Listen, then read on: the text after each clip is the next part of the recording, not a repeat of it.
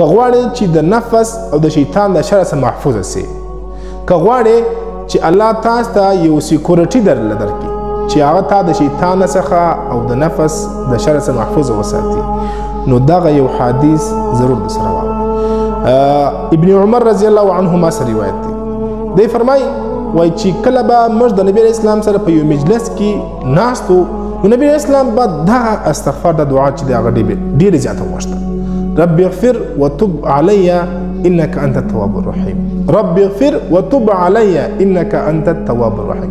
یعنی استغفار به غوښتي. وای په دا مجلس کې به موږ سره ناستو، په یو مجلس کې به نبی اسلام دغه خبره سل واري هم کوله، سل واري به دا خبر نبی اسلام کول، موږ به دغه خبر شمارله، موږ به دې حساب وکاو.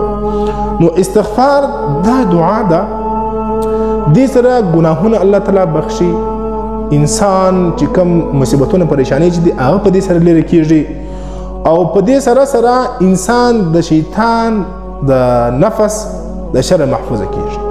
چې کوم انسان زیات استغفار وای، الله رب العزت به دغه کس د شیطان د شر محفوظ ساتي.